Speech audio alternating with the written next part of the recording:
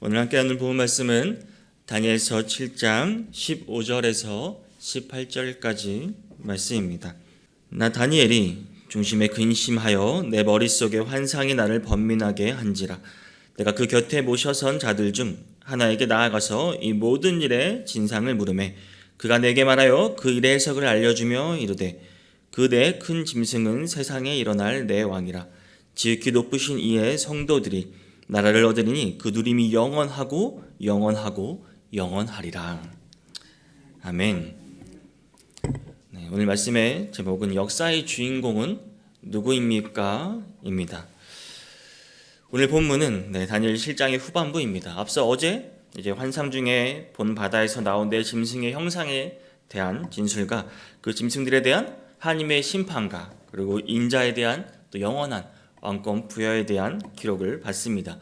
오늘 다룰 본문에서는 다니엘로부터 환상의 의미에 관한 질문을 받은 그가 모셔선 자가 전해주는 내 짐승의 환상과 의미와 그리고 인자의 환상의 기본 의미를 설명하고 있습니다. 이 다니엘이 본 환상 이 중에서 내 짐승은 세상에 일어날 내 왕, 내 제국을 의미합니다. 인자의 환상은 또 지극히 높으신 이의 성도들이 나라를 얻고 그 누림이 영원할 것이라고 이야기합니다. 쉽게 말하면 하나님께서는 당신께서 이 세상의 시작부터 종말에 이르기까지 모든 역사를 치밀하게 계획하시고 섭리하시고 그 주관하시는 역사의 주인공이 되신다는 사실을 가르쳐주고 있습니다.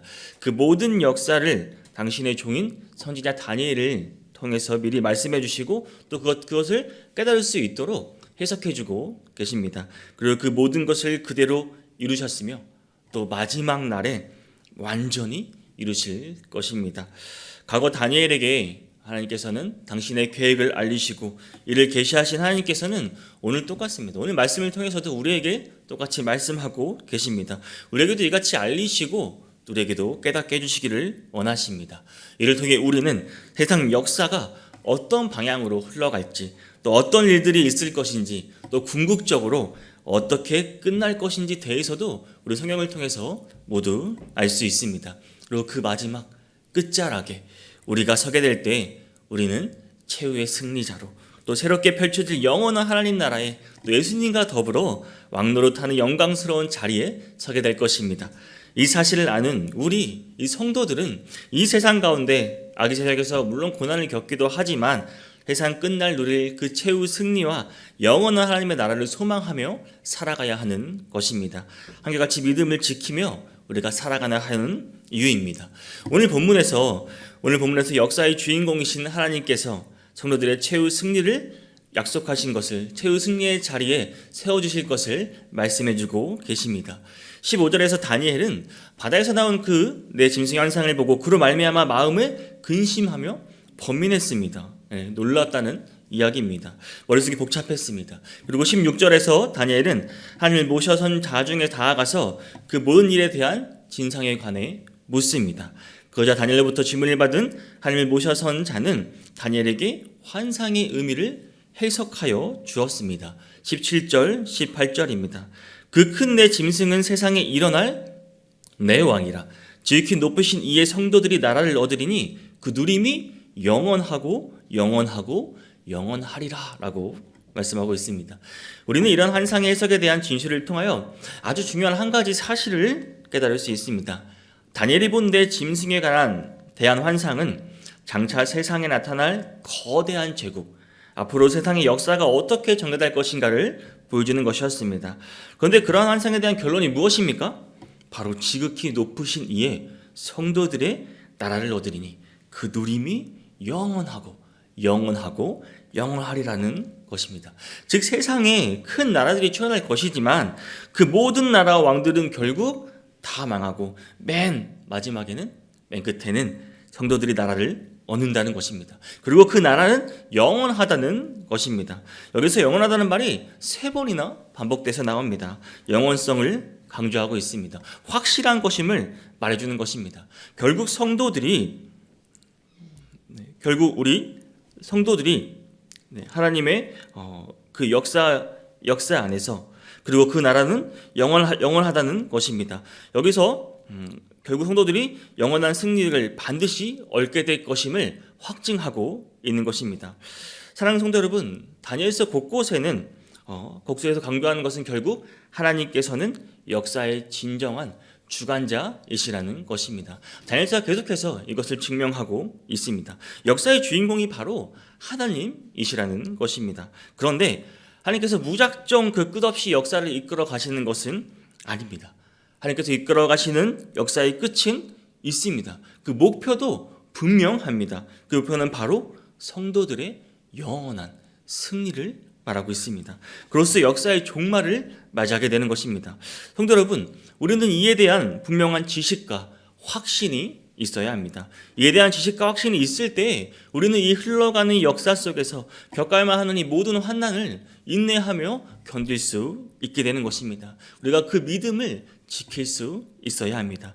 하나님께서 다니엘을 통해 세상 역사 정의 과정을 보여주신 그 이유도 거기에 있습니다. 여기에 내 짐승으로 상대는 내 나라는 하나님의 백성과 밀접한 연관이 있는 나라였습니다. 이들 세상 나라들의 지배를 받으며 그로 인하여 엄청난 환난과 고통을 당해야만 했습니다. 따라서 하나님의 백성들이 자신들의 현실만 본다면 그들은 어떤 소망도 가지기 어려웠단 말입니다. 그런 그들에게 하나님께서 궁극적으로 뭐라고 말씀하고 계십니까? 네, 승리자가 된다고 말씀해주고 계십니다. 세상 제국이 아닌 하나님을 섬기는 성도들이 나라를 얻고 그것을 영원히 누리게 된다는 것입니다. 이러한 본문의 선언은 우리가 어떤 상황에 부닥치든 잊지 말아야 할 확신과 소망을 우리에게 주고 있습니다. 오늘 우리 성도들도 세상에서 많은 환난과 고통을 당합니다. 우리가 그런 현실만 바라보고 있다면 우리는 좌절할 수밖에 없고 낙심할 수밖에 없습니다. 그러나 역사는 성도들의 승리로 끝난다고 성경은 기록하고 있습니다.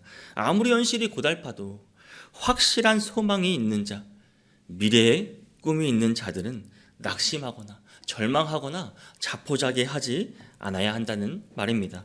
우리에게 주어진 이 크고 확실하며 영광스러운 소망을 굳게 붙들기만 한다면 우리는 세상 환난 가운데서 인내할 수 있고 믿음을 지킬 수 있는 것입니다.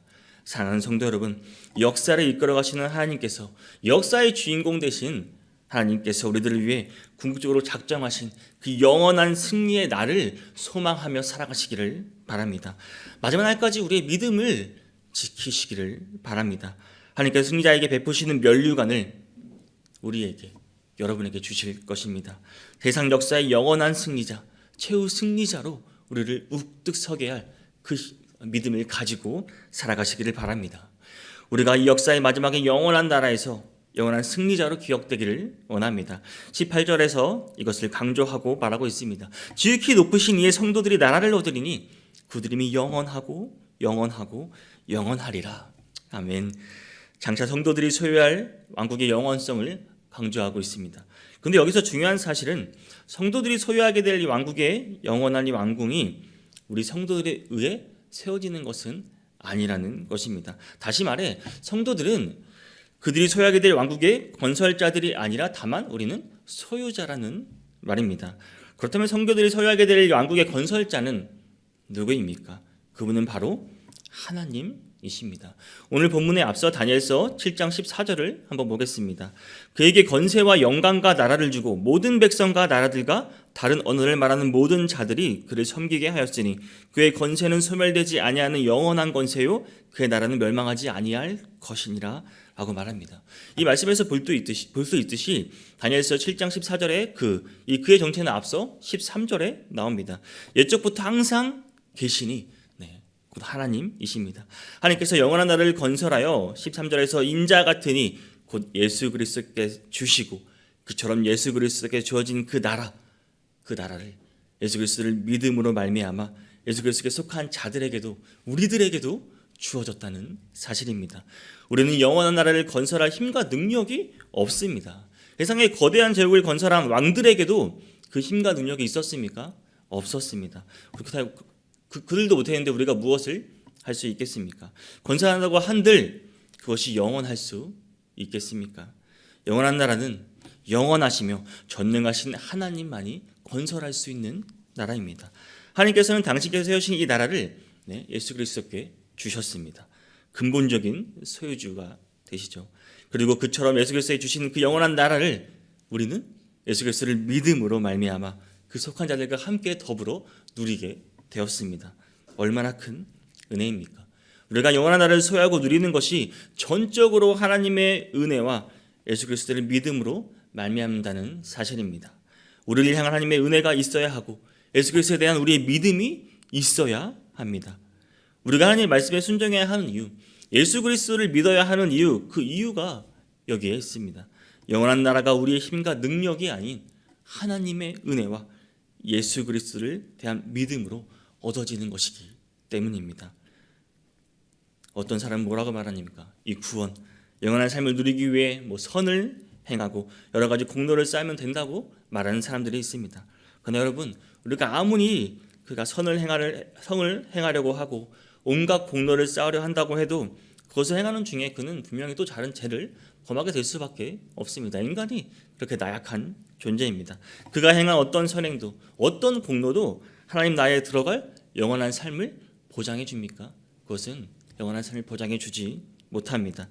이런 생각으로 살아가는 자들은 실로 자신의 그 허물과 죄로 인하여 점점 허무하고 절망하고 낙담하게 될 것입니다. 자신의 연약함을 바라볼 수밖에 없습니다. 그것이 얼마나 보잘것없고 험한 것인지 깨닫는 순간이 올 것입니다. 또 어떤 이들은 예수 그리스도를 통한 구원을 부정하고 다른 방법을 통해서 또 구원을 얻을 수 있다고 말하는 사람들이 있습니다. 그러나 성경은 뭐라고 말하고 있습니까? 요한복음 14장 6절에서 말씀하시기를 내가 곧 길이요 진리요 생명이니 나로 말미암지 않고는 아버지께로 올 자가 없느니라 라고 말씀하셨습니다. 또한 사도행전 4장 12절에서는 다른 이로서는 구원을 받을 수 없나니 천하 사람 중에 구원을 받을 만한 다른 이름을 우리에게 주신 일이 없음이라 하였더라라고 말씀하십니다. 사랑하는 성도 여러분, 성경은 한결같이 인간이 한계를 지니고 있으며 결코 스스로 영원할 수 없음을 가르쳐주고 있습니다. 그리고 동시에 그처럼 한계를 지닌 인간이 자기 삶의 자리에서 그 안고 있는 문제를 해결할 수 있는 길, 영생의 나라에 이룰 수 있는 유일한 길은 어디에 있는지를 또한 우리에게 가르쳐주고 있습니다. 바로 예수 그리스도의 은혜를 힘입으며 그를 믿는 믿음을 지키는 것입니다. 바로 그에게 하나님께서는 영생의 영원한 삶을 누리게 하실 것입니다. 성도 여러분, 성경의 가르침은 분명합니다. 유일한 구원의 길, 구원의 진리를 마음에 새기고 오직 예수 그리스도의 은혜를 구하며 믿음을 끝까지 붙으시는 성도님이 되시기를 주님의 이름으로 축복합니다. 오늘 역사의 주인공은 누구죠? 하나님이십니다. 모든 역사는 하나님의 섭리에 따라 종말을 향하여 가고 있습니다. 오늘 본문에 나오는 역사도 하나님의 계시였습니다. 그가 본 바다에서 올라온 데 짐승은 역사 속에 등장할 거대한 데 나라를 상징하는 것이었습니다. 이 중 한 나라는 이미 나타난 나라 바벨론이었고 나머지 셋은 이후 순차적으로 나타날 메데 바사 페르시아 제국을 말하고 그리고 헬라 그리스 그리고 마지막으로 로마 제국을 나타내고 있습니다. 이러한 꿈 중 일부는 다니엘 당시에 이미 성취되었습니다. 그 이후의 것들도 우리가 살아가는 시대에 이르기까지 모두 정확히 성취되었습니다. 물론 이후 종말의 때 완성될 것이 남아 있기는 하지만 그것 또한 성경이 지금까지 이루어진 것으로 보아 반드시 이루어질 것입니다. 하나님께서 세상 역사에 대해서 미리 우리에게 계시를 하여 주시고 그 계시대로 세상 역사를 이끌어가고 오늘날까지 오셨습니다.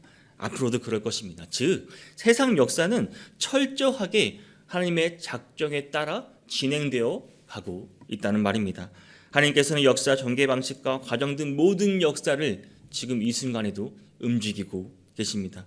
특별상의 역사가 강범위하고 큰 나라를 중심으로 이루어지는 것 같지만 그런데도 하나님의 역사는 하나님이 택하신 그 백성을 통해서 이루어집니다. 그들을 구원하시는 목적으로 결국 역사를 이루어가고 계십니다. 흔히 구속사라고 우리가 말을 하죠. 결국 하나님께서는 하나님이 택하신 그 자들을 다 구원하시는 그 시점에 하나님의 그 때가 올 때 세상은 끝날 것입니다. 사랑하는 성도 여러분, 우리는 역사를 통해 하나님께서 이루시고자 하는 구속의 역사를 볼 수 있습니다. 우리가 무엇을 보느냐에 따라 또 보는 것을 어떻게 이해하느냐에 따라 우리의 삶이 당연히 달라질 수밖에 없습니다. 이 악한 세상, 불의가 가득한 세상 속에 속한 우리들, 역사 속에 일하시는 하나님을 볼 수 있을까요? 세상에 빠져 있으면 하나님의 역사를 볼 수 없습니다. 하나님의 뜻을 헤아리지를 못합니다. 우리의 삶이 무가치한 삶이 된다는 말입니다. 그러나 우리 성도들은 성경을 통해 알 수 있습니다. 하나님의 뜻을 알 수가 있습니다. 하나님의 뜻을 나타내시고 이 세상 역사의 주권자 되심을 성경에 기록하고 있습니다. 세상 역사 가운데 하나님의 구원의 역사를 이루어 가시는 것을 우리는 성경을 통해 알 수 있다는 말입니다. 하나님의 손길을 우리는 느낄 수 있어야 합니다. 그러기에 우리는 하나님의 계획을 우리 마음속에 항상 품고 살아가시기를 바랍니다. 그러할 때 우리는 하나님의 역사 속에서 우리가 살아가는 이 시대에 대한 소망을 정확하게 깨달을 수 있고 우리가 무엇을 해야 되는지 우리의 사명을 정확하게 깨달을 수 있는 것입니다. 그럴 때 하나님께서 우리를 하나님의 도구로 더 크게 사용하여 주실 것입니다. 하나님께서는 사람들이 인정하든 인정하지 않든 역사의 주관자 되십니다. 역사의 주인공이 되십니다. 하나님은 분명한 계획과 그 뜻을 갖고 계십니다. 그리고 그것은 결국 하나님께서 구원하신 그 백성을 통해 완전한 구원으로 끝날 것입니다. 하나님께서는 다음 무엇보다 이 사실을 바로 말씀을 통해 다니엘에게 알리시기를 원하셨던 것입니다. 세상의 역사 가운데 자기가 세상의 주라고 하나님이라고 잡아하던 자들이 허무하게 사라졌습니다. 세상 역사를 좌지우지하고 마치 그 권세와 영광이 영원할 것이라고 여겨진 대제국 또한 그 위세를 자랑하다 순식간에 사라져 버렸습니다. 그 자취역사 감춘 예가 이미 역사를 통해 우리는 무수히 많이 볼 수 있습니다. 세상 제국들이 무시하고 알지 못했던 하나님께서는 이 모든 것을 이미 아셨습니다. 세상 모든 흐름까지도 하나하나 세세하게 이루어지기 전에 이미 다 밝혀 성경에 기록해 두셨습니다. 이것만으로도 하나님께서 역사의 주가 된다는 사실을 우리는 분명히 알 수 있어야 합니다. 세상 역사가 하나님의 뜻에 따라 운행되고 있다는 확실한 증거가 우리에게 이미 주어져 있습니다. 우리가 하나님 앞에 겸손할 수밖에 없는 사실이기도 합니다. 하나님을 인정하고 하나님의 뜻을 순종하고 하나님의 뜻을 겸손히 묻고 그 뜻하심을 바르게 헤아려 알고자 오늘 하루도 힘쓰시기를 바랍니다. 이럴 때 하나님의 이러한 면모를 몸소 깨달아 알았던 다니엘이 그랬던 것처럼 그 지혜로운 삶, 축복된 삶을 우리가 살아갈 수 있을 것입니다. 오늘 하루 살아가실 때, 아니 우리 남은 우리의 인생을 살아갈 때 만왕의 왕이신 역사의 주인공 되신 하나님의 구원받은 백성으로서 최후의 승리자가 될 수 있도록 오늘 하루도 하나님 앞에 겸손히 하나님의 뜻을 구하며 하나님을 인정하며 하나님 백성답게 살아갈 수 있는 저와 여러분이 될 수 있기를 주님의 이름으로 축복합니다.